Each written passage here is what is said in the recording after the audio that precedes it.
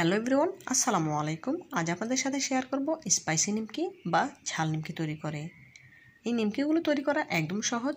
ঘরে থাকা অল্প কিছু উপকরণ দিয়ে এই নিমকিগুলো তৈরি করা যায়, আর খেতে কিন্তু হয় দুর্দান্ত। খুবই মুচমুচে হয় এই নিমকিগুলো। আপনারা চাইলে এই নিমকিগুলো তৈরি করে বেশ কিছুদিন সংরক্ষণ করে রেখে খেতে পারেন।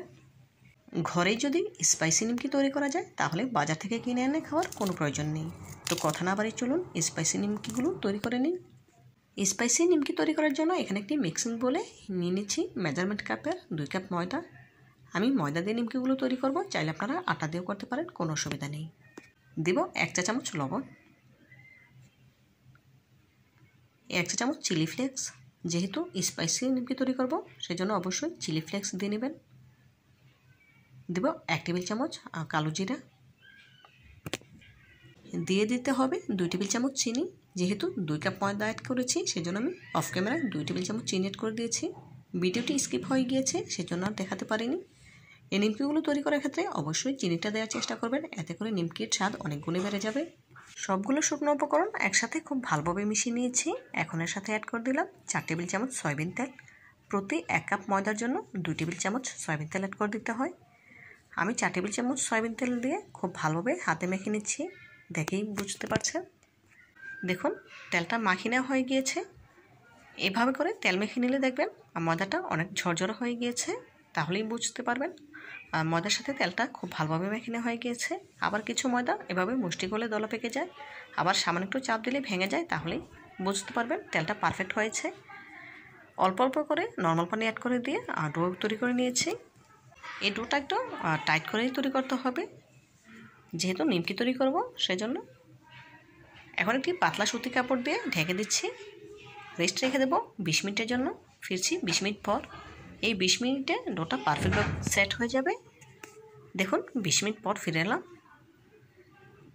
দেখুন ডোটা কিন্তু অনেকটাই সফট হয়ে গিয়েছে, দেখি বুঝতে পারছেন।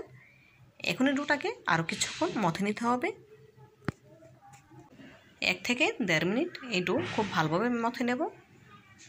মথে নেওয়া হয়ে গেলে এখন সম্পূর্ণ ডোটা 2 ভাগে ভাগ করে নেব। চাইলে আপনারা ছোট বড় করে লিচি কেটে নিতে পারেন, কোনো অসুবিধা নেই। তবে আমি 2টি লিচি কেটে নিয়েছি। আমার রুটিগুলো অনেকটা বড় সাইজেরই হবে, সেজন্য আপনারা যদি ছোট করে লিচি কাটেন সেক্ষেত্রে রুটিগুলো ছোট করে বেলতে হবে। দেখুন একটি বেলনির সাহায্যে রুটি বেলে নিচ্ছি। এখানে আমি শুকনো ময়দা বা তেল কিছুই ব্যবহার করব না, এমনিতেই রুটি বেলে নিচ্ছি। আমরা সাধারণত যেরকম রুটির জন্য বেলে নিই, এই রুটিটা তার থেকেও কিছুটা পরিমাণে পাতলা করে বেলে নিতে হবে। দেখুন বন্ধুরা, রুটি বেলে নেওয়া হয়ে গিয়েছে, দেখেই বুঝতে পারছেন। এখন এই রুটি একটি চাকুর সাহায্যে নিমকির আকারে শেপ দিয়ে কেটে নেব। দেখুন প্রথমে লম্বাটে করে কেটে নিচ্ছি। সম্পূর্ণ রুটি নিমকির আকারে একইভাবে শেপ দিয়ে কেটে নেওয়া একটু কষ্টকর, সেজন্য আমি প্রথমে এক সাইড থেকে নিমকিগুলো কেটে নিচ্ছি, পরে অপর সাইডে নিমকিগুলো কেটে নেব। দেখুন নিমকিগুলো কতটা পাতলা করে কেটে নিয়েছি, দেখেই বুঝতে পারছেন। এভাবে করে একই প্রসেসে সবগুলো নিমকি কেটে নেব। সবগুলো নিমকি কেটে তুলে নিয়ে ভেজে নেওয়ার জন্য সরাসরি চুলায় চলে এসেছি। চুলে একটি প্যানে পর্যাপ্ত পরিমাণে তেল দিয়ে গরম করে নিয়েছি। এখন গরম তেলে কিছু নিমকি ছেড়ে দিচ্ছি। সবগুলো নিমকি তুলে একসাথে রাখার কারণে মনে হচ্ছে দলা পেকে গেছে, আসলে কিন্তু দলা পাকেনি। দেখুন গরম তেলে ছাড়ার সাথে সাথেই কিন্তু নিমকিগুলো তেলের উপরে ভেসে উঠছে। দেখুন আমার কিন্তু নাড়াচাড়া করার প্রয়োজন পড়েনি, এমনিতেই তেলের উপরে ভেসে উঠছে, দেখি বুঝতে পারছেন।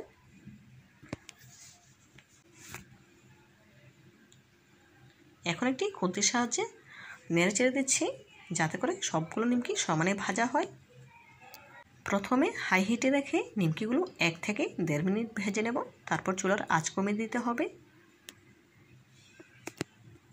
আমি যেভাবে করে নিমকিগুলো তৈরি করছি, আপনারা যদি আমার ভিডিওটি হুবহু ফলো করেন তাহলে কিন্তু আপনারাও পারফেক্টভাবে নিমকি তৈরি করতে পারবেন। দেখুন চুলার আঁচ কমিয়ে দিয়েছি।